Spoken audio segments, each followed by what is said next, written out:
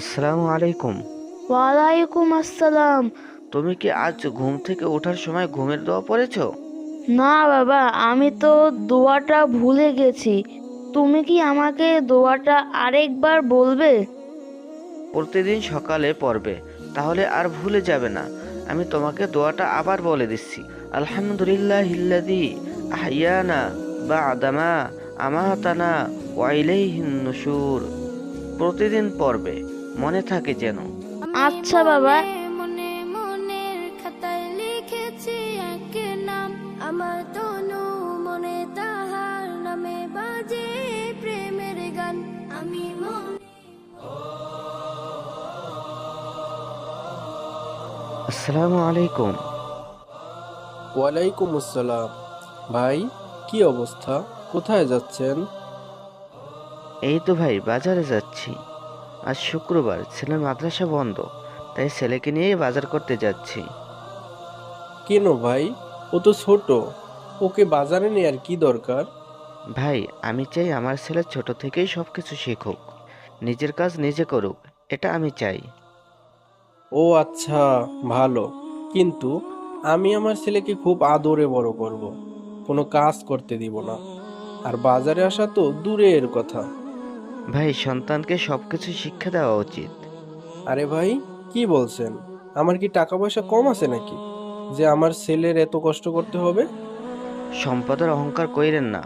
সম্পদ আজ আছে তো কাল নাও থাকতে পারে। কি যে বলেন আপনি! আমার মাত্র একটা ছেলে, সারা জীবন বসে খেলেও আমার এত সম্পদ শেষ হবে না। যাই হোক, পরে কথা হবে।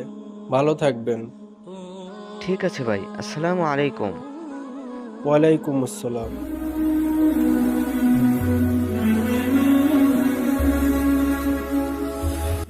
বাবা, তুমি আমাকে আগে কেন সালাম দাও?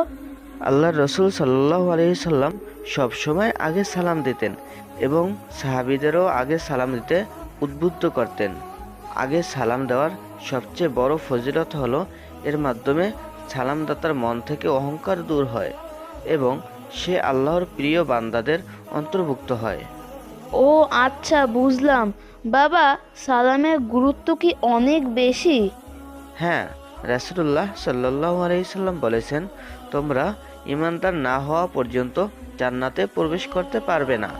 আর যতক্ষণ না তোমাদের পারস্পরিক ভালোবাসা গড়ে উঠবে, ততক্ষণ পর্যন্ত তোমরা প্রকৃত ঈমানদার হতে পারবে না। আমি কি তোমাদেরকে এমন একটি কাজ বলে দিব না, যা করলে তোমরা একে অপরকে ভালোবাসতে পারবে?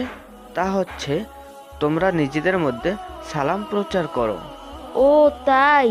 তাহলে তো সালাম দেওয়া অনেক গুরুত্বপূর্ণ আমল। হ্যাঁ বাবা।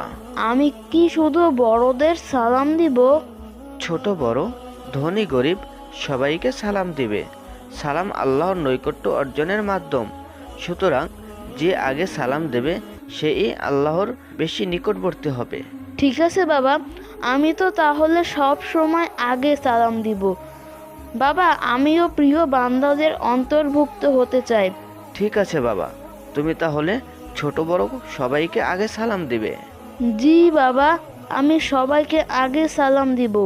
বাবা, সালাম মানে কি? সালাম মানে শান্তি, আর আসসালামু আলাইকুম, যার অর্থ আপনার উপর শান্তি বর্ষিত হোক। ও আচ্ছা।